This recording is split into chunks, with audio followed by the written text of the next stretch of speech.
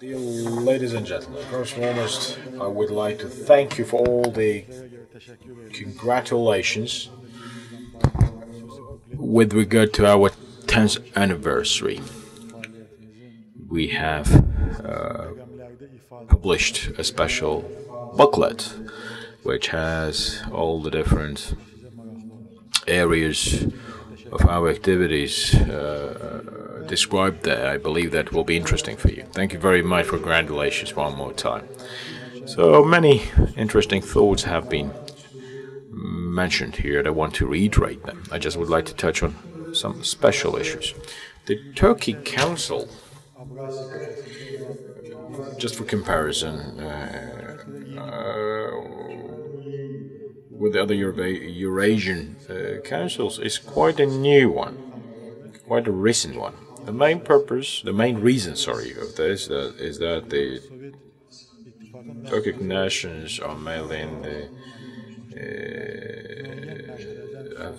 have emerged as independent after the collapse of the Soviet Union, like Azerbaijan, Central Asian countries, and connected to some integration projects. But there is also kind of a thinking that the integration platform for the Turkic-speaking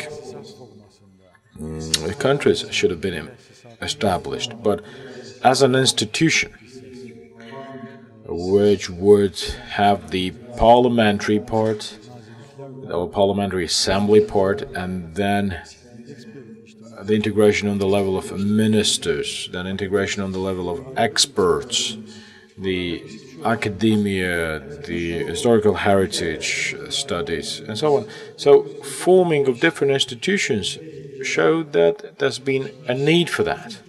And this, secondly, there have been areas which have been in need of studies, but which have not been studied due to some subjective and objective reasons, or sometimes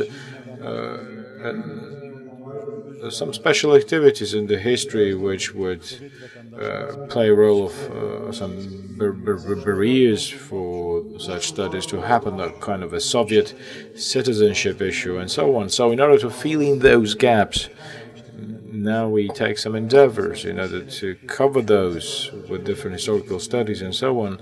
And the main thing is the study of the future perspectives. This is one of the main issues. Therefore, forming of different institutions and activities are very important. But the work should be carried out in parallel. We should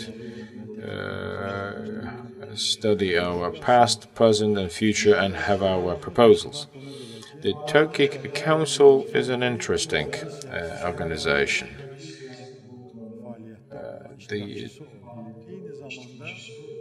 Because we have countries as members of different economic, military unions, and we have countries who are members of different customs unions. So on our continent we have several customs unions, the EU one, the Turkey, even if not a member of EU, but participates in this union, then Eurasian Customs Union, but at the same time Turkey is a member of NATO.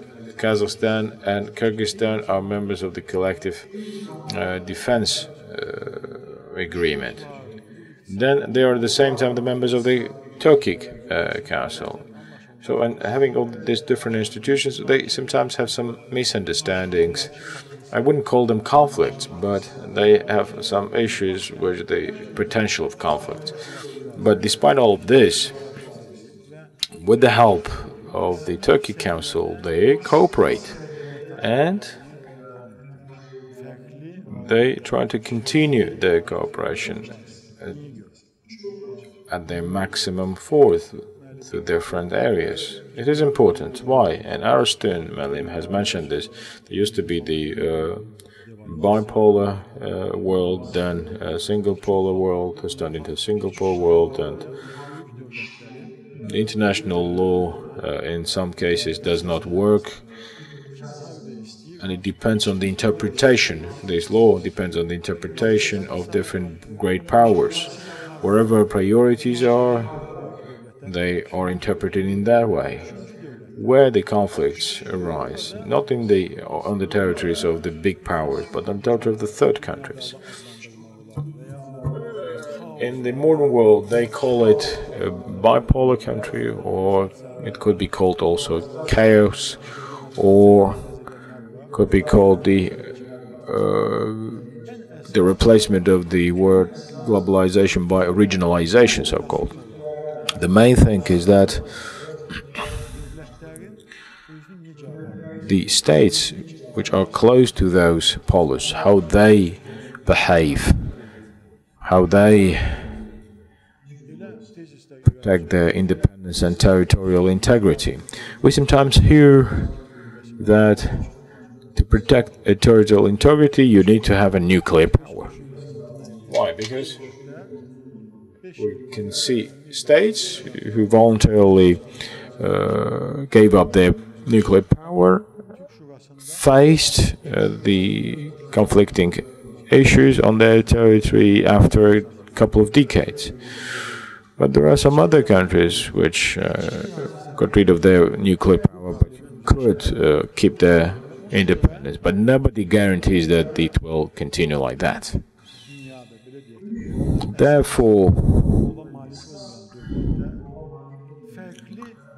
in the greater world, those countries who do not have the main power, they choose a different integrational project, not to become victims of the great powers.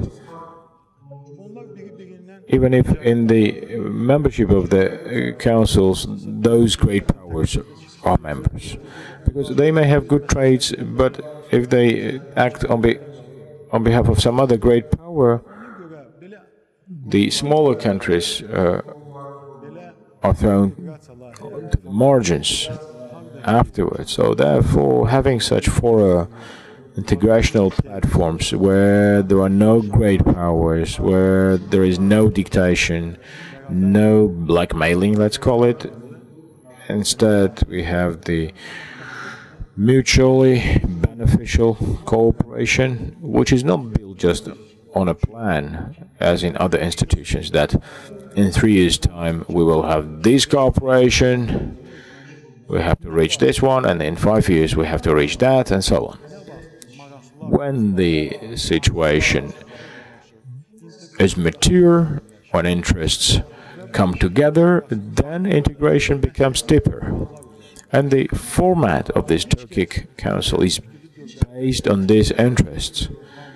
No other countries can hurry the Turkic Council up to become a member of that council. When the Turkic countries see the value of a project, of that integration, then they can be involved, or other countries can become members. This is a very important criteria. From the other side, the Turkic Council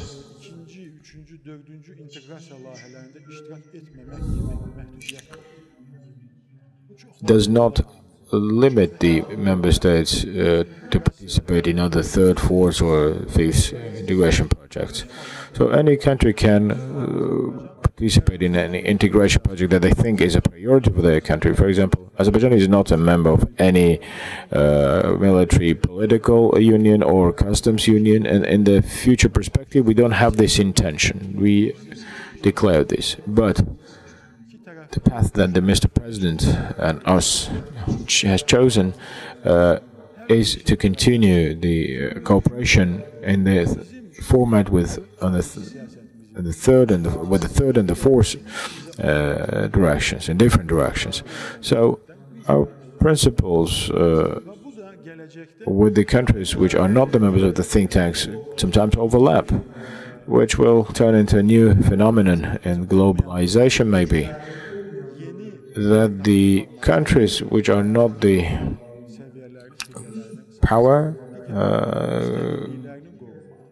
powerful enough can keep their level,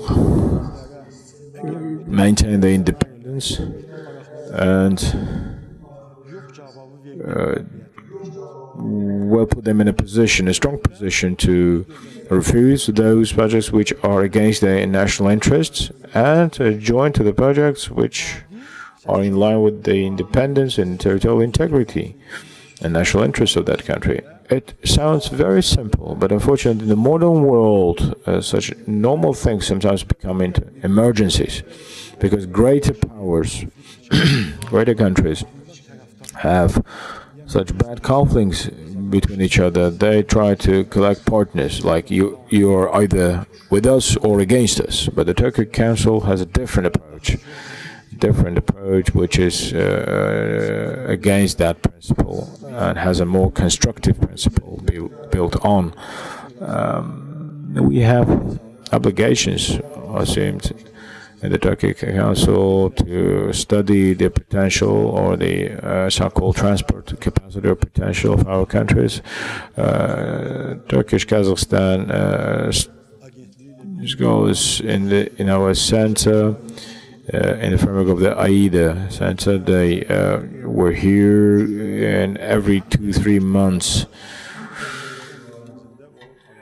lived here and did their scientific studies. And very soon, in 10 days, we will see these studies of the transport potential, capacity of the countries which have pursued their transport strategies, to see how they overlap, how they're in line with each other.